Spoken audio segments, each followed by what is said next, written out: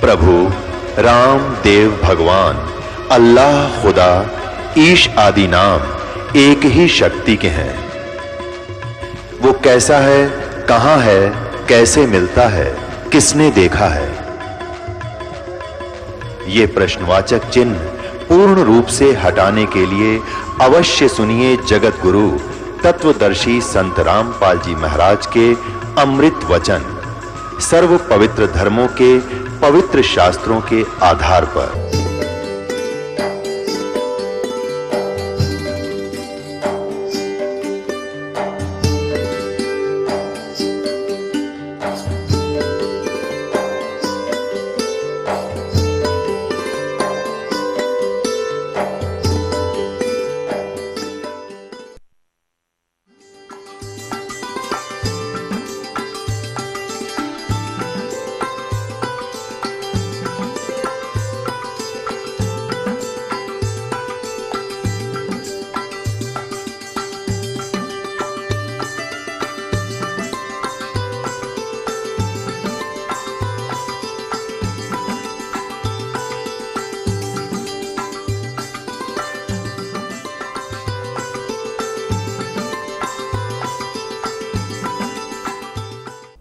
बोलो सतगुरुदेव की जय।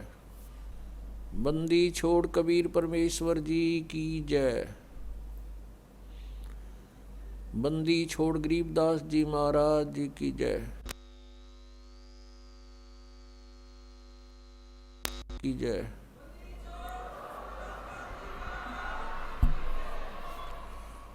सत साहिब गरीब नमो नमो सतपुरुष को नमस्कार। गुरु की नहीं सुर नर मुनि जन साधुआं संतों सर्वस दी नहीं।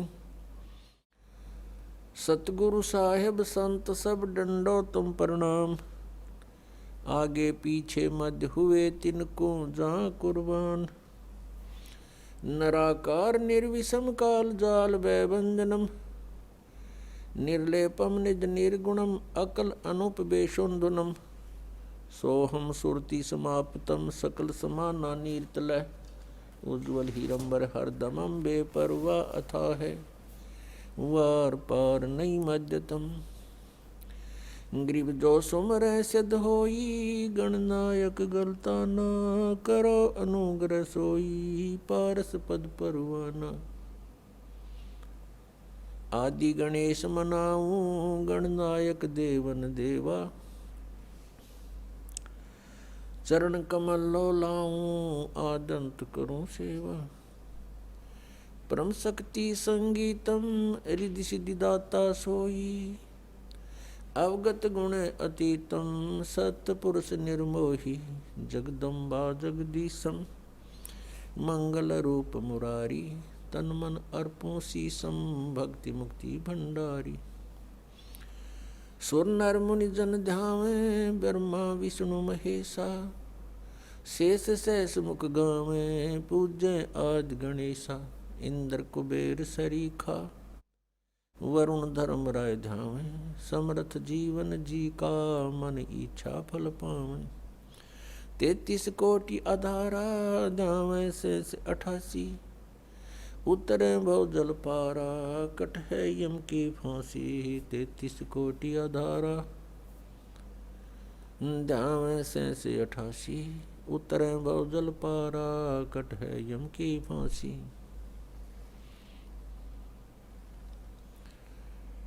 कर जोरूं विनती करूं धरूं चरण पर शीश।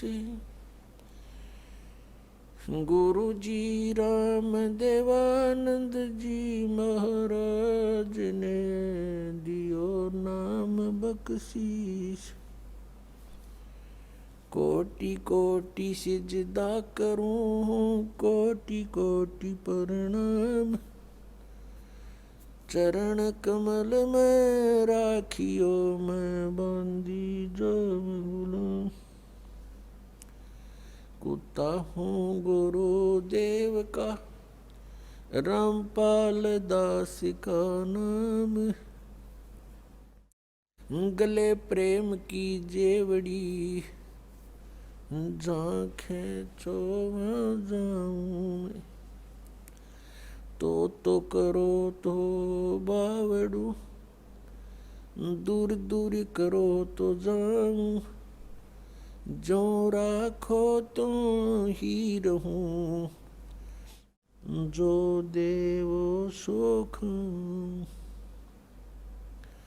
जय इब के सतगुरु मिले, सब दुख आँखों रोए, चरणों ऊपर शीश धरूं, कहूँ जो कहनी हो। कबीर गुरु जी मिलेंगे, पूछेंगे कुशलात, आदि अंत की सब कहूँ, अपने दिल की बात। गुरु जी तुम ना भूलियो, चाहे लाख लोग मिल जाएं, हमसे तुमको बहुत है, तुम जैसे हमको नहीं। तुमरे विसारे क्या बने, मैं किसकी शरण में जाऊं। शिव बिरंच मुनि नारदा, तिनके हृदय न समाऊं। अवगुण किए तो बहुत किए, अवगुण किए तो बहुत किए, करत नव निहार। बावे बंदा बख्श दियो, बावे गर्दन उतार। अवगुण मेरे बाप जी, बख्शो गरीब नवाज, जो मैं पूत कुपूत हूँ, बहुर पिता को लाज। मैं अपराधी जन्म का, नक सिक भरे विकार, तुम दाता दुख भंजना, मेरी करो संवार। सूरत करो मम साइया, हम हैं भव जल माही, आप ही बह जावांगे, जो तुम न पकड़ोगे बाण। हे बंदी छोड़ दयाल जी, तुम तक हमारी दौड़े, जैसे काग जहाज का, अब सूझत और न ठोरे। परम पिता परमात्मा पूर्ण ब्रह्म कबीर परमेश्वर जी की असीम कृपा से आज हम सबको ये सत्संग सुनने को मिला।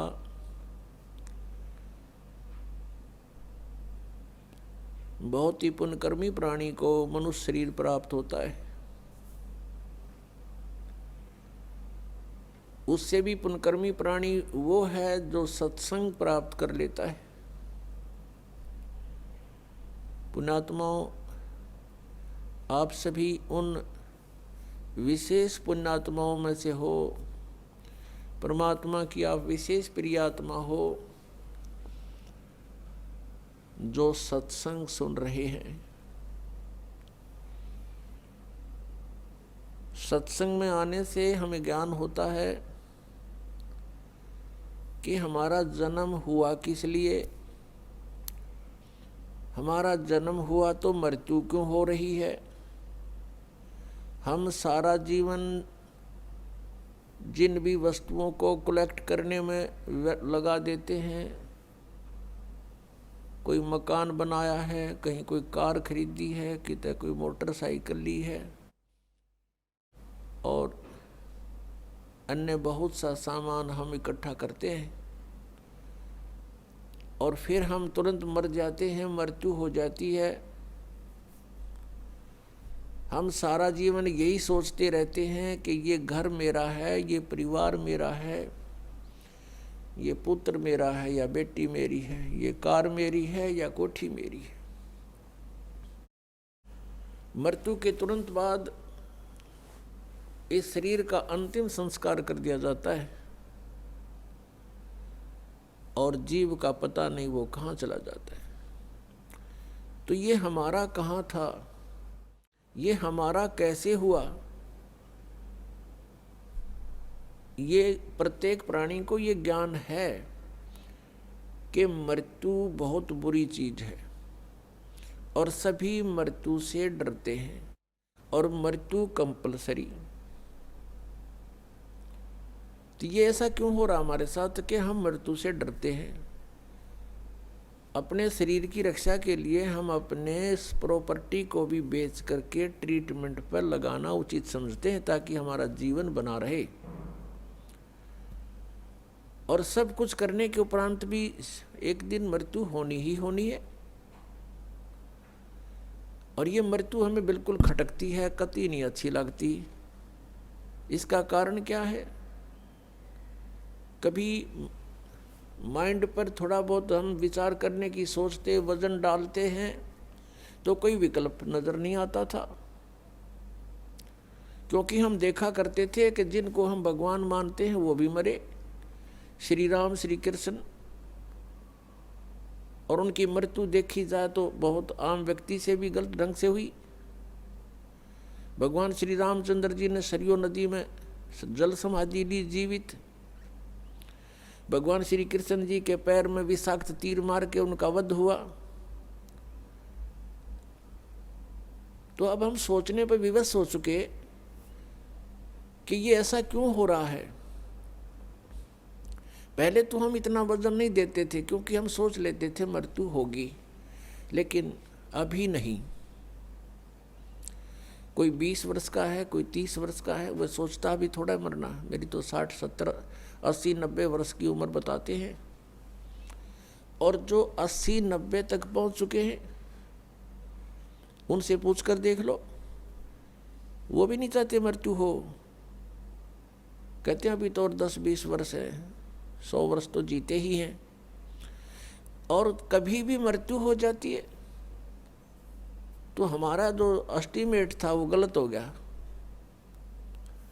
तो हमारा एस्टीमेट एक जीव का एस्टीमेट है, अप्रोक्सीमेशन है।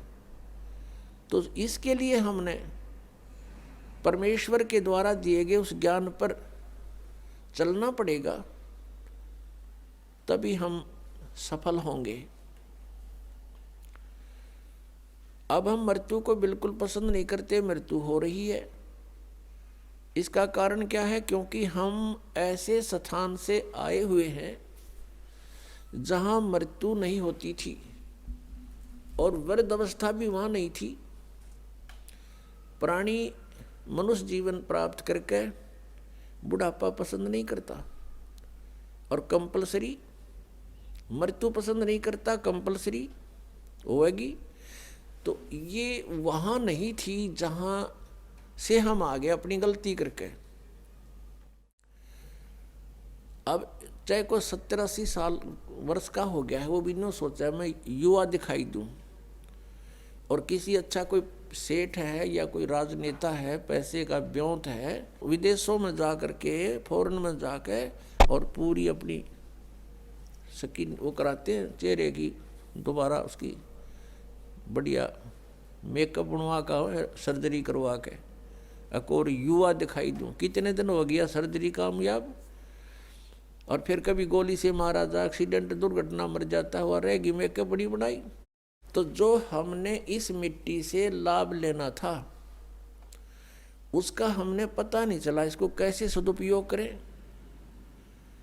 हम ऐसे लोक में रहते थे जहां वृद्धावस्था नहीं आती थी, सदा युवा रहते थे और मृत्यु नहीं होती थी। और जब तक हम उस स्थान पर नहीं डालेंगे तब तक ये रोग कटे नहीं या समस्या समाधान हो नहीं सकता। उसके लिए जानकारियां सत्संग में बताई जाती है। क्या बताया जाता है?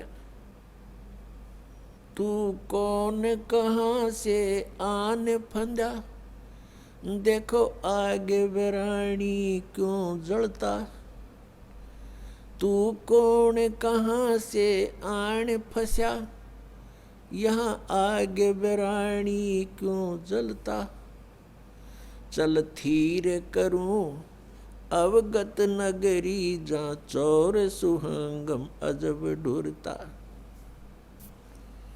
क्या बताते हैं कि तू कहाँ से आके फंस गया और यहाँ बिरानी आग में जल रहा है।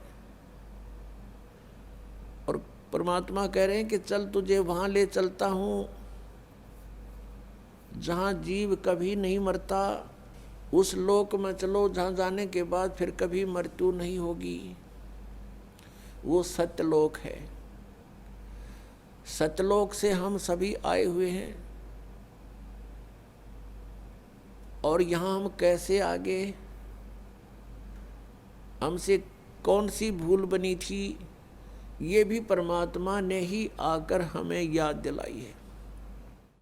क्योंकि हम जो गलती वहाँ कर चुके थे हम उसको गलती नहीं मान रहे थे।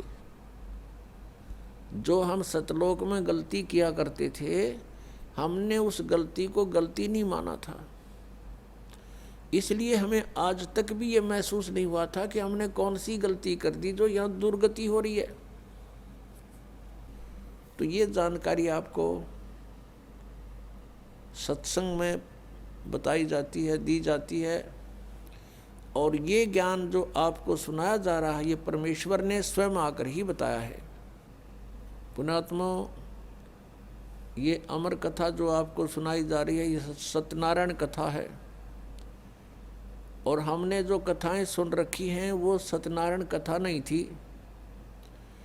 सत्यनारायण का अर्थ होता है सत्यनारायण। सत्य माने अविनाशी, जिसका नाश कभी ना हो, सच्चा भगवान, सच्चा साहिब। हम सत साहिब बोलते हैं उसको। और पहले उसको सत्यनारायण कहा करते थे। सत्यनारायण। नारायण का क्या अर्थ होता है कि जल के ऊपर विराजमान होने वाला परमात्मा। वो परमात्मा नारायण जो है ये कबीर देव है, कबीर साहब है, जो जल के ऊपर आके विराजमान होता है कमल के फूल पर। ये सत्यनारायण है, ये अविनाशी परमात्मा है। हम इसको सत साहब बोलते हैं, सत साहिब। जैसे साहब कहते हैं साहब, ये फलाना साहब, ये मंत्री साहब, प्रधानमंत्री साहब। तो हम उसको बोलने में थोड़ा साहिब बोल देते हैं, बोलने में सुथरा सा लगे साहिब। नहीं तो ये सत साहब कहो, सत साहब, सत साहब एक ही बात। तो सत्य साहिब यानी सत्यनारायण भगवान।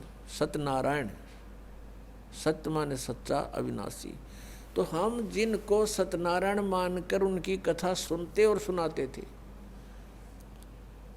वो सत्यनारायण नहीं थे, वे अविनाशी नहीं थे। जैसे विष्णु जी, श्री विष्णु जी, श्री ब्रह्मा जी, श्री शिव जी, ये नासवान थे। तो हमने अभी तक न तो सत्यनारायण का ज्ञान था और न ही सतलोक का। गीता जी अध्याय नंबर 18 के श्लोक नंबर 62 में कहा कि अर्जुन तू सर्वभाव से उस परमेश्वर की शरण में जा, उसकी कृपा से ही तू परम शांति को और सनातन परम धाम को प्राप्त होगा। उसी परमेश्वर की कृपा से सनातन परम धाम और परम शांति। जब तक जन्म मृत्यु है जीव को शांति नहीं हो सकती, क्योंकि इस पृथ्वी पर आप किसी भी जीव को देख लो, किसी को भी चैन नहीं है।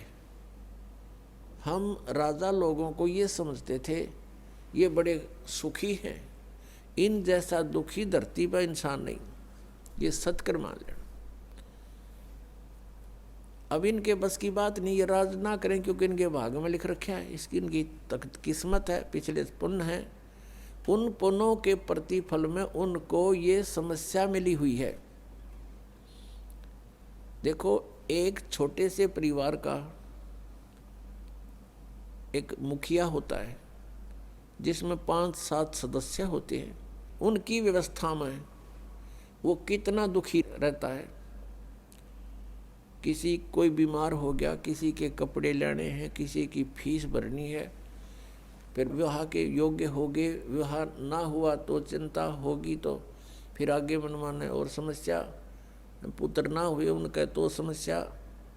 तो कहने का भाव ये है, वो एक ही छोटे से परिवार के पोषण में रात को भी सपने में भी दुखी रहता है। और राजा तो एक बहुत बड़े क्षेत्र का मुखिया बन जाता है, पिता बन जाता है, राजा प्रजा का पिता होता है। और उसको कितनी चिंता रहती है, कहीं फ्लड आ गया है तो राजा को धक्कदेसी होगी कि दुर्घटना होगी तो उसी को समस्या होती है, कहीं कुछ बनाना है, कहीं कोई अशांति फैल गई है, कोई MLA खिसकन की सोच रहा है तो नींद आवा नहीं। तो यहाँ कहते हैं परमात्मा कि यहाँ शांति नहीं किसी प्राणी को।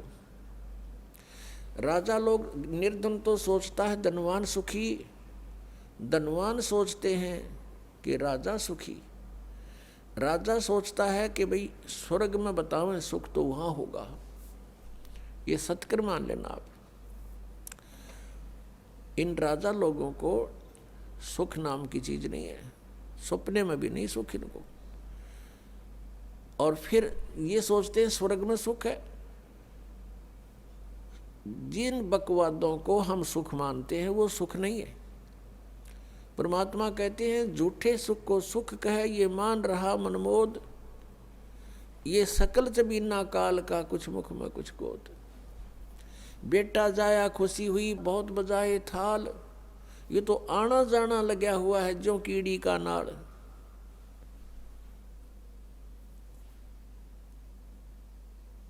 अब राजा सोचते हैं कि स्वर्ग में सुख होगा। अब स्वर्ग के देवता जो उनकी दुर्गति, उनके इतिहास पढ़कर देखो पुराणों में, कभी असुर और देवताओं का और असुरों का युद्ध हो गया, राक्षसों का।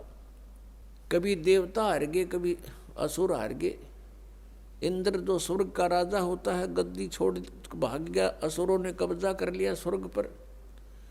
वो कहीं जंगल में भूखा प्यासा भटक रहा है। और इंद्र सोचता है कि ब्रह्मा विष्णु महेश सुखी होंगे। ये 3 लोग के एक एक विभागीय मंत्री हैं। अब ये ब्रह्मा विष्णु महेश कितने सुखी हैं। श्री विष्णु जी के अवतार श्री कृष्ण जी, श्री रामचंद्र जी, श्री रामचंद्र के रूप में राजा दशरथ के घर जन्म जब श्री विष्णु जी का हुआ, युवा हुए, युवा होते विवाह हुआ, विवाह होते ही वनवास हुआ, वनवास से सीता का हरण हुआ, यानी उसकी पत्नी का रावण उठा ले गया। और फिर रावण के साथ युद्ध हुआ, पुण्यात्माओं करोड़ों व्यक्ति मारे गए वहां पर। तब सीता की वापसी हुई।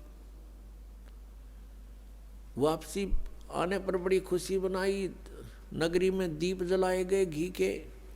सीता के वापस, श्री राम के वापस आने पर, सीता लौटा लाने पर।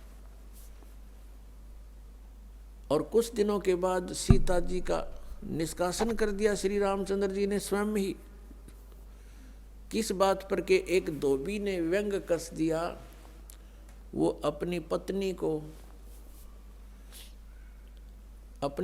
को धमका रहा था रात्रि के समय। वो किसी उस आपस में कहा सुनी होने से उस धोबी की पत्नी घर से बाहर चली गई थी कहीं अपने रिश्तेदारी में। फिर वो वापस लेकर आया तो उसको धमका रहा था कि मैं तुझे घर नहीं रखूंगा, तू 3 दिन कहाँ रही। मैं दशरथ के पुत्र जैसा नहीं हूं जो वहां पर 12 वर्ष तक रावण के पास रही, उसको फिर घर ले आया। उधर से श्री रामचंद्र जी राजा थे अयोध्या के। पहले राजा लोग अपनी प्रजा के दुख सुखों को स्वयं ही जाना करते थे। रात्रि के अंदर वेश बदल कर घूमा करते थे।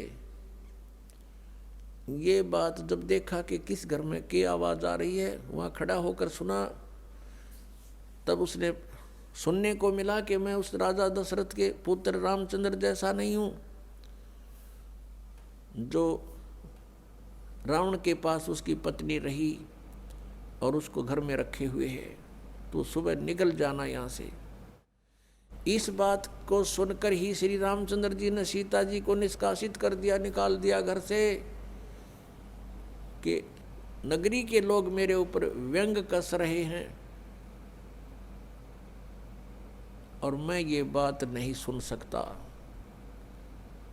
पुण्यात्माओं, जब सीता जी को रामचंद्र जी लाने लगे रावण का वध करके लंका का राज्य विभीषण को देकर, तब श्री रामचंद्र जी ने कहा था कि मैं तेरी परीक्षा लूंगा और यदि परीक्षा में सफल होगी तो मैं ले चलूंगा, नहीं तो नहीं ले चलूंगा।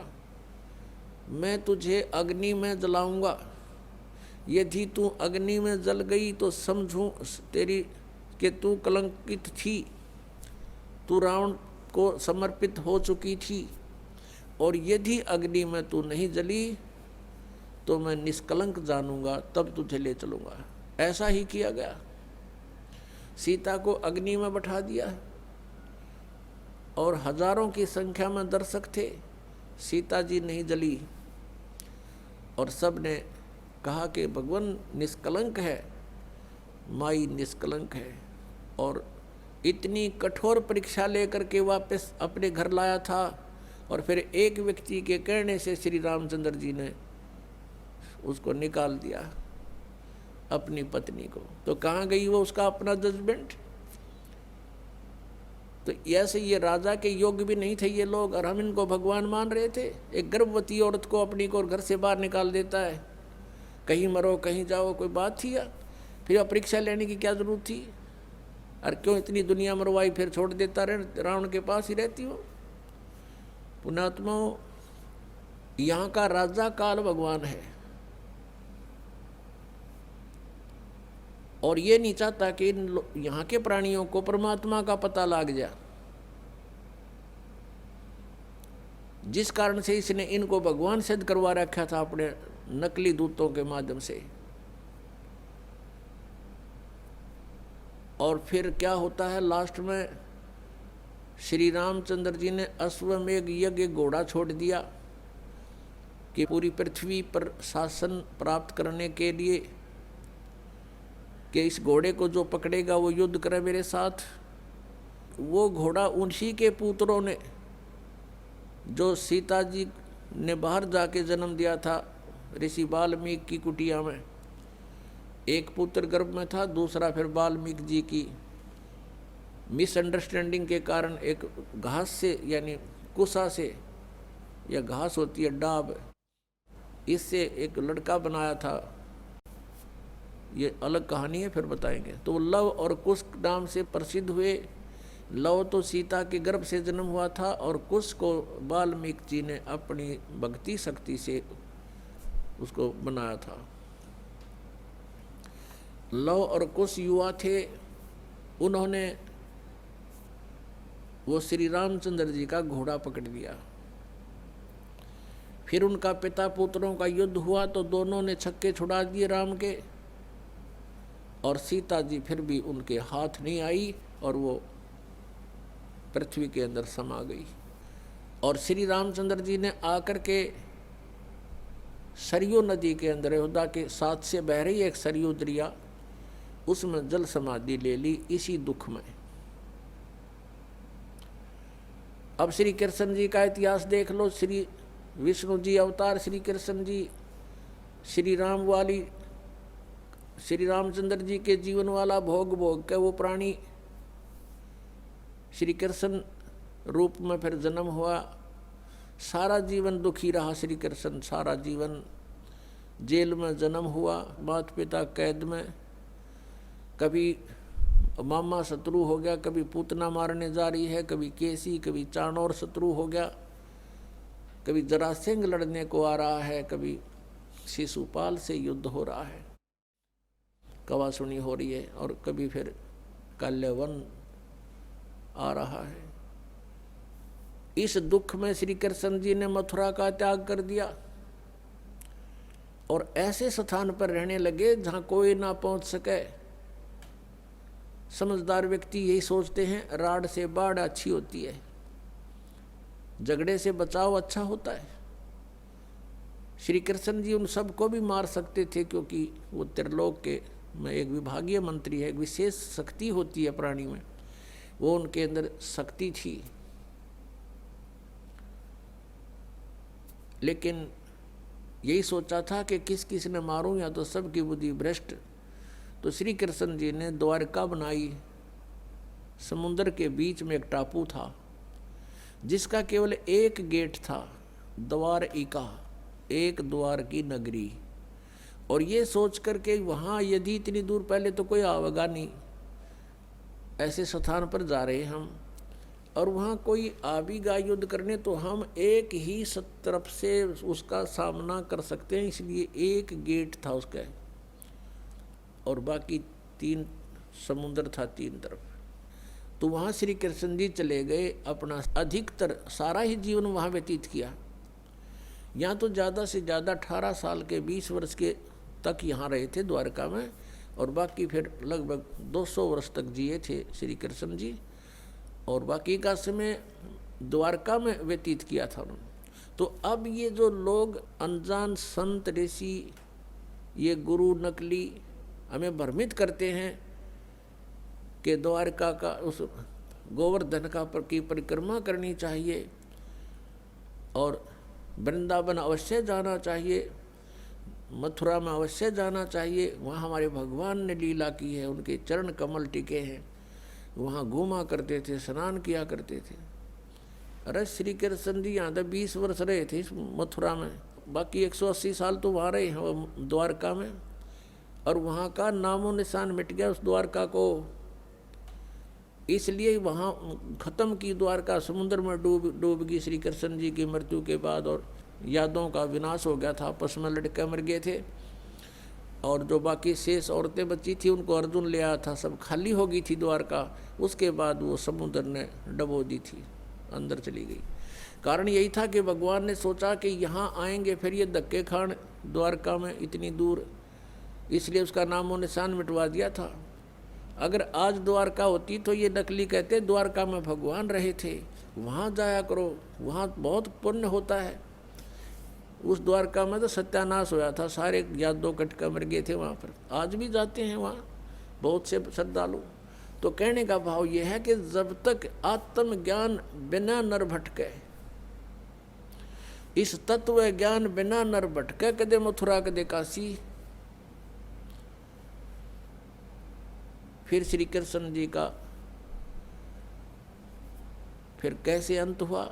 श्री कृष्ण जी के सामने पूरा यादव कुल आपस में लड़का मर गया, पोते पड़पोते रिश्तेदार सब आपस में कट कर मर गए। और वो सारा सांग देख कर, वो सारा अनर्थ देख कर जब श्री कृष्ण जी की मृत्यु हुई, एक परिवार के सामने एक आधे की मृत्यु हो जाती है, उसका कलेजा फट जाता है, रो रो के पागल हो जाता है इंसान। तो पुण्यात्माओं, आज तक हमें सत्यनारायण कथा नहीं मिली थी, और ये सत्य कथा है। सत्यनारायण का अर्थ है सच्चा भगवान, और सच्चे भगवान की सच्ची कहानी, सच्ची कथाएं। तो प्रसंग चल रहा है कि परमात्मा ने बताया कि तुम जब तक जन्म और मृत्यु के अंदर हो, सुख नहीं हो सकता, शांति नहीं हो सकती। अब इंद्र सोचता है ब्रह्मा विष्णु महेश सुखी होंगे। अब इन ब्रह्मा विष्णु महेश की आप देख रहे हो, श्री राम की, श्री विष्णु जी की, श्री कृष्ण जी की कैसे दुर्गति हुई। श्री कृष्ण यानी ब्रह्मा विष्णु महेश सोचते हैं कि परमात्मा कोई और है, हम सुखी नहीं हैं। अब प्रसंग चल रहा है कि सत्यनारायण कथा जो है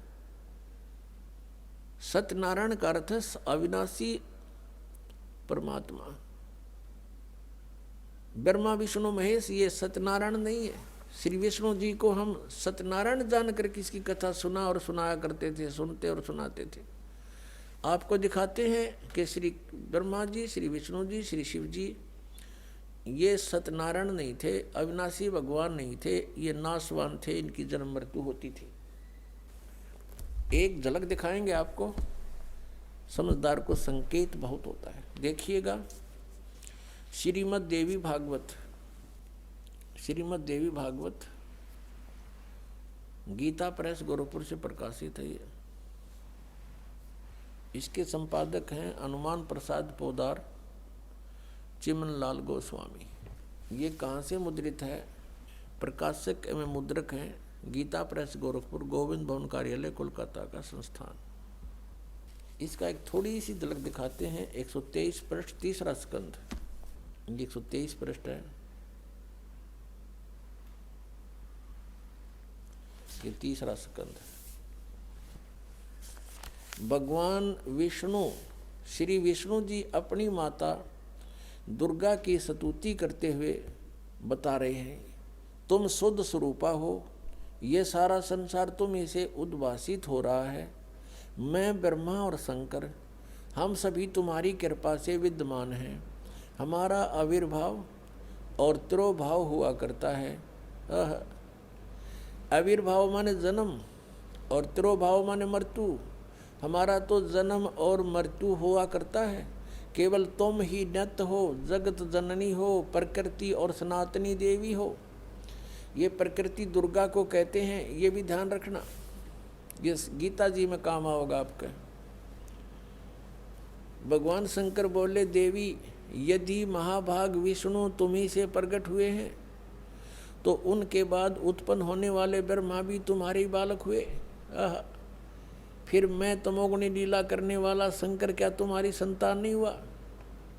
अर्थात मुझे भी उत्पन्न करने वाली तुम ही हो। ये स्पष्ट हो गया। शंकर भगवान कहता है कि मैं जब ब्रह्मा भी आपसे उत्पन्न हुआ तो उसके बाद मेरी उत्पत्ति हुई, क्या मैं आपका बच्चा नहीं हुआ? मुझे भी उत्पन्न करने वाली तुम ही हो। शिवे संपूर्ण संसार की सृष्टि करने में तुम बड़ी चतुर हो। ये शिवे उसी को बोलते हैं, दुर्गा को। इस संसार की सृष्टि, स्थिति और संहार में तुम्हारे गुण सदा समर्थ हैं। उन्हीं तीनों गुणों से उत्पन्न हम यानी ब्रह्मा विष्णु एवं शंकर, रजगुण ब्रह्मा, सतगुण विष्णु, तमगुण शिव जी, शंकर भगवान नियमानुसार कार्य में तत्पर रहते हैं। अब इस पवित्र पुराण ने, इस श्रीमद् देवी भागवत पवित्र पुराण ने 4 कंसेप्ट क्लियर कर दिए। एक तो ये कि ब्रह्मा विष्णु महेश नासवान है, इनकी जन्म मृत्यु होती है, ये सत्यनारायण नहीं है। और दूसरा ये हो गया कि दुर्गा इनकी माता है तीनों की। तीसरा ये हो गया कि रजगुण ब्रह्मा, सतगुण विष्णु, तमगुण शिव जी।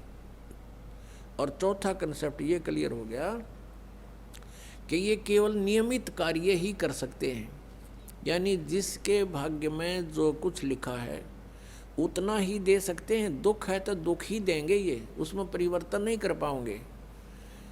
और सुख है आपके भाग्य में तो उसको भी यदि आप इनकी भक्ति करते हो तो निर्बाध दिला देंगे।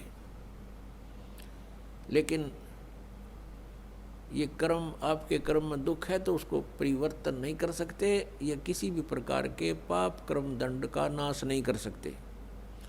न संचित कर्म को नाश कर सकते और न ही ये प्रारब्ध के कर्म का नाश कर सकते। और संचित जो हम कर रहे हैं, जो क्रियावान है, ये भी उसको नहीं बदल सकते। जैसे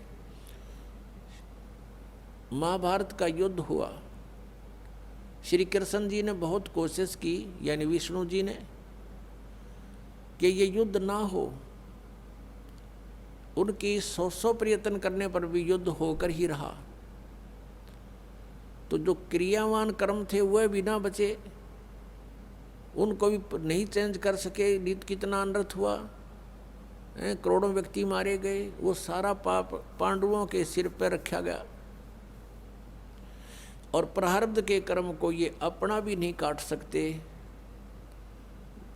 प्रारब्ध तो दूसरों का नहीं कैसे काटेंगे। जैसे श्री राम रूप में श्री रामचंद्र जी ने सुग्रीव के भाई बाली को मारा था, धोखा देकर वृक्ष की ओट लेकर तीर मारा था, उसका भी बदला देना पड़ा, वो भी कर्म दंड भोगना पड़ा। उसके प्रारब्ध में लिखा गया वो कर्म श्री कृष्ण रूप में। जो बाली वाली आत्मा थी वो तो एक शिकारी बना, और श्री राम वाली आत्मा श्री कृष्ण बने। और श्री कृष्ण जी का वध विषाक्त तीर यानी जहर से बुझे हुए तीर मार कर उस एक शिकारी ने उनका वध किया। तो उनका अपना भी कर्म भोगना पड़ा उन भगवानों को, जिनकी हम गुण गाया करते थे, जिनको सर्वशक्तिमान बताया करते थे, तो वो भी सर्वशक्तिमान नहीं पाए, ये अविनाशी भी नहीं पाए, क्योंकि इनकी जन्म मृत्यु होती है। इनके पिता कौन है? इनके पिता काल रूपी ब्रह्म है। पुण्यात्माओं, सत्संग के अंदर परमात्मा की याद दिलाई जाती है, आत्मा और परमात्मा की सतिथि बताई जाती है, कौन से कर्म अच्छे हैं कौन से बुरे हैं ये याद दिलाई जाती है। और आपको जो मिशन से जुड़ता है, जो भगवान चाहता है, उसको स्ट्रिक्टली कहा जाता है कि ये पाप नहीं करोगे, ऐसा नहीं करोगे तो तुम सफल होगे, सच्चाई है ये। तो फिर वो आपके क्रियावान कर्म भी बदलवा दिए जाते हैं। जैसे कोई शराब पीता है, कोई चोरी करता है, कोई मिलावट करता है, कोई जारी करता है, कोई और बकवाद करता है, वो सब छुटवाई जाती है। वो क्रियावान कर्मों को भी चेंज कर दिया जाता है। प्रारब्ध के अंदर आपकी किस्मत में कोई ज़बरदस्त दुख है, उसको भी परमात्मा हल्का करके नाश कर देते हैं। परमेश्वर शरण में आने से आई टले बला, और जय मस्तिष्क में जय भाग्य में सूली हुआ कांटे में डर जा। यदि आपके भाग्य में कहीं मृत्यु दंड लिखा हो, कहते कांटा लाग के, मनमाने ठोकर लाग के, अंगूठा फूट कर जीवन बच जा, इतना हल्का करके परमात्मा वो कबीर परमेश्वर आपके प्रारब्ध में लिखे हुए पाप कर्म का विनाश कर देते हैं। और संचित जो कर्म आपके वहाँ रखे हैं डिपॉजिट, उसका भी नाश कर देते हैं। क्या बताते हैं परमेश्वर अपनी महिमा? आप ही बतावें आकर के। जब ही सतनाम हृदय धरो, भयो पाप को नाश, जैसे चिंगारी अग्नि की भाई पड़े पुराने घास। हमारे संचित कर्मों का ढेर लगा पड़ा है। हम आप जी को अब मिली है सत साधना, जो सच्ची साधना करनी चाहिए थी। इस सत साधना को ना करके हम जितने भी क्रियाएं करते थे वो शास्त्र विधि को त्याग कर मनमाना आचरण था, वो भगवान के विधान के विपरीत था। श्रीमद् भगवत गीता अध्याय नंबर 16 के श्लोक नंबर 23 में लिखा कि अर्जुन, शास्त्र विधि को त्याग कर जो मनमाना आचरण करते हैं, अर्थात मनमानी पूजाएं करते हैं, शास्त्र जो शास्त्र अनुकूल नहीं है, तो उनकी न तो गति होती है और न ही उनको कोई सुख होता है और न ही उनको कोई सिद्धि प्राप्त होती है, अर्थात यूजलेस। और इन तीन कामों के लिए ही हम भगवान की भक्ति करते हैं। और वही उन साधनाओं से कोई लाभ नहीं होता जो शास्त्र विधि को त्याग कर मनमाना आचरण करते हैं। तो उन क्रियाओं से हमें पुण्य बना नहीं, भक्ति धन जुड़ा नहीं, और जो साधना हम करते थे शास्त्र विधि को त्याग कर, उससे पुण्य के स्थान पर पाप बनते रहे। हम जिस लोक में रह रहे हैं ये काल का लोक है, यहाँ सुख नहीं, यहाँ तो सारा निर्दयी कार्य है इस भगवान का। क्योंकि जिसका नाम काल है, जो है ही कसाई, तो वहाँ सुख कैसे हो सकता प्राणी को? अब इसने ये खुद कहता गीता जी अध्याय नंबर 11 के श्लोक नंबर 32 में श्रीमद् भगवत गीता में कि अर्जुन मैं काल हूं और सबको नष्ट करने के लिए प्रवृत्त हुआ हूं। अर्जुन 11वें अध्याय के 21वें श्लोक में कह रहा है कि ये भगवान आप तो देवताओं को भी खा रहे हो, आप तो ऋषियों के भी खा रहे हो, और इस ऋषियों का समुदाय आपके आगे हाथ जोड़ रहा है, मंगल हो, बख्श दो, आप तो इनको भी खा रहे हो। ये कहता मैं तो काल हूं भाई, मैं ना छोड़ दूं किसी ने, और तू ना युद्ध करेगा तो भी मारूंगा इनको, ये तो मार रखे मैंने। तो पुण्यात्मा जो खुद न्यों का मैं काल हूं और उसको हम भगवान मान रहे, हम तो सांप पूज रहे थे, सर्प। अब श्री कृष्ण काल नहीं थे।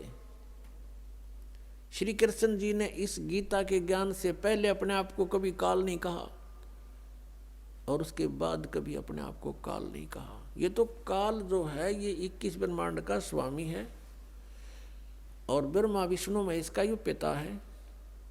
ब्रह्मा विष्णु महेश जी की दुर्गा माता है और ये इसको श्राप लगा हुआ ब्रह्म को, इस काल कहो चाहे ब्रह्म कहो, ये काल रूपी ब्रह्म भी कहलाता है। तो उस श्रापवश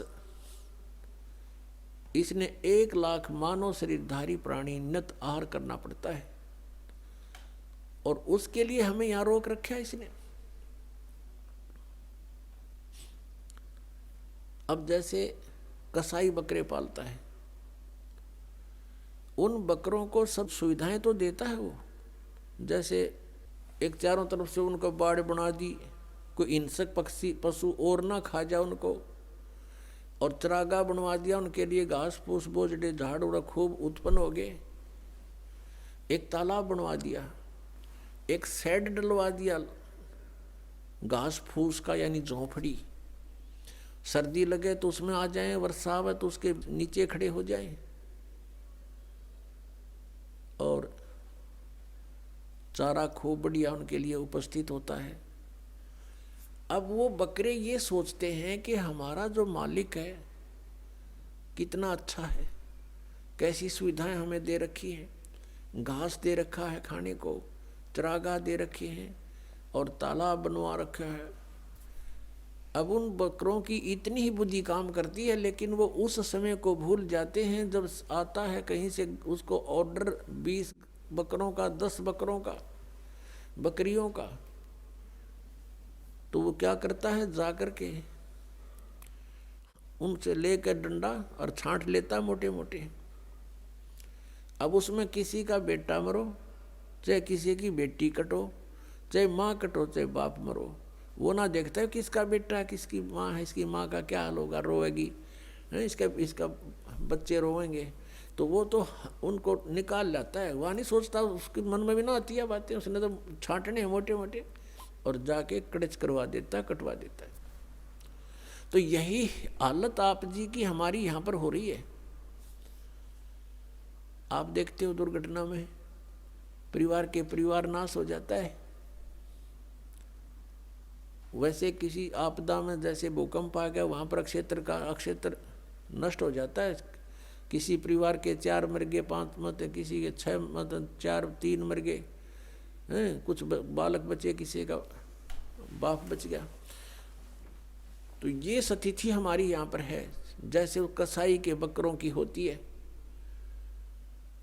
और हम ये सोचते हैं देखो कितना अच्छा भगवान है, कितनी अच्छी पृथ्वी दे रखी है, इस पर अच्छे नाना भिन्न भिन्न प्रकार के फल फ्रूट हैं, काजू किस्म सेब संतरे, कभी झरने बह रहे हैं, बढ़िया दरिया बह रही हैं, नीचे जल है, बहुत अच्छा वातावरण है, और हम संतान उत्पत्ति करते हैं और खाता वो है।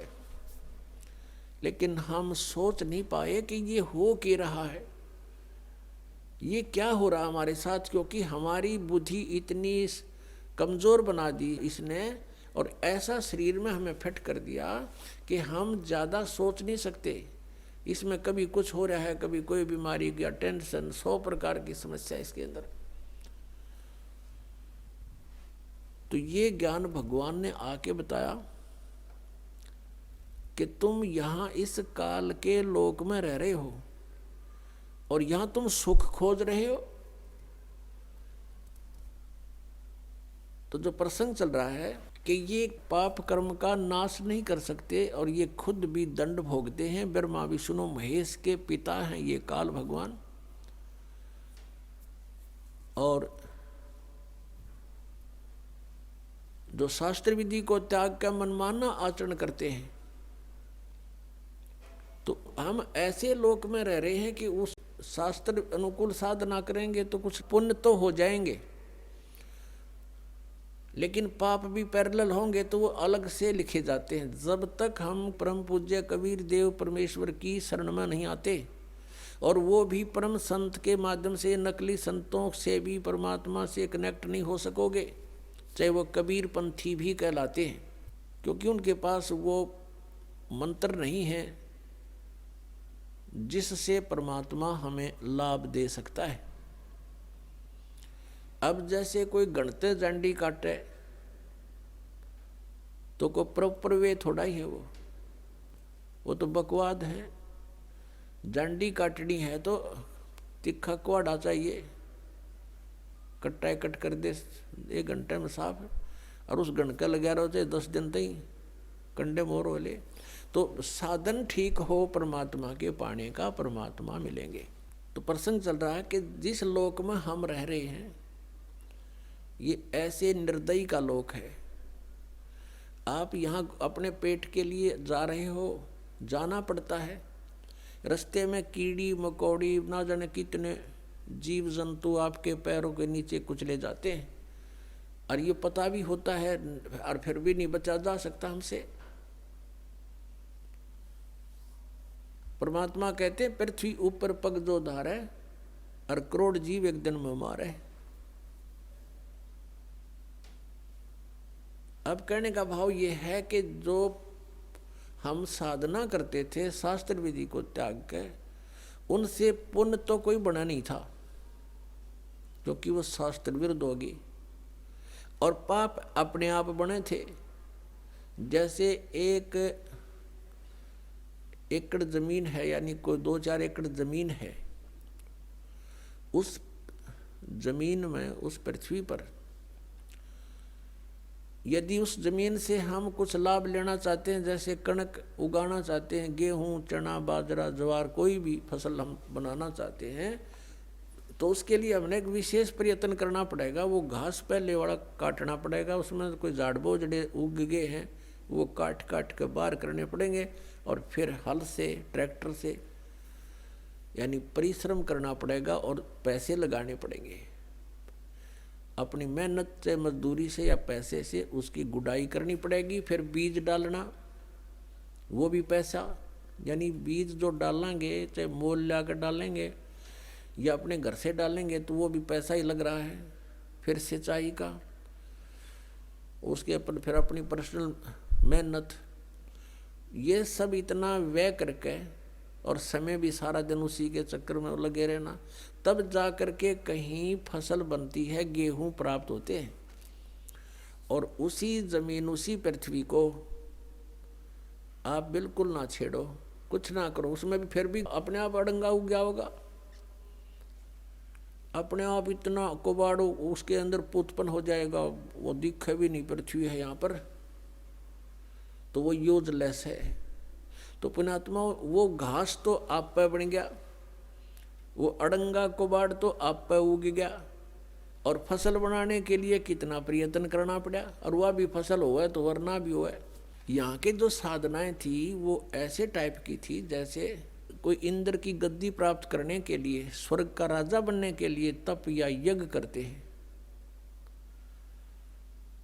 तो उनकी यज्ञ या तपों को खंड करवा दिया करता था वर्तमान राजा इंद्र, क्योंकि यहाँ राजनीति चलती है, धर्म नीति नहीं चल सकती। धर्म नीति तो परमात्मा के चरणों में आने के बाद हम राज की इच्छा त्याग कर ही धर्म नीति को पर चल सकते हैं, उसको सफल कर सकते हैं। तो इंद्र अपनी राजनीति के आधार से कि कहीं कोई तेरी गद्दी प्राप्त करने की योग्य कोई ऐसा धार्मिक अनुष्ठान ना कर ले, तो उनको खत्म करवा देता था, किसी ना किसी कारण से खंड करवा देता। तो वो समझ ले जैसे किसान यहाँ पर खेती तैयार करता है, ओले आगे या वर्षा फ्लड आ गई, हो गया नाशक बने बनाएगा, या आग लग जा बनी बनाई फसल गेहूं का। तो यहाँ कहने का भाव ये है कि इतनी मेहनत के बाद भी आशा नहीं कि घर आ जाएगी, और घर आती है तो कितना प्रयत्न, और वैसे उसमें अड़ंगा वैसे उग गया उस जमीन में। तो ये हम जिस लोक में रह रहे हैं ये ऐसा स्थान है कि हमने अगर पुण्य करने पड़ेंगे इस शरीर से तो मेहनत करनी पड़ेगी, काम भी छोड़ना पड़ेगा, 10 रुपये भी लगाने पड़ेंगे, तब हम पुण्य प्राप्त कर सकते हैं। और साधना हमारी शास्त्र अनुकूल हो, शास्त्र विधि को त्याग कर मनमाना आचरण ना हो, तो तब हमें पुण्य मिलेंगे और पाप बराबर में लिखे जाएंगे। पाप अलग लिखे जाते हैं, पुण्य अलग लिखे जाते हैं। जब तक हम कबीर परमेश्वर की शरण में नहीं आते हैं, परम संत के माध्यम से हैं, तब तक हम जो साधना करते हैं चाहे वो शास्त्र अनुकूल भी क्यों ना हो, तो भी हमारी दोनों लिखे जाएंगे, पुण्य न्यारे पाप अलग, और दोनों ही हमें प्राप्त होंगे।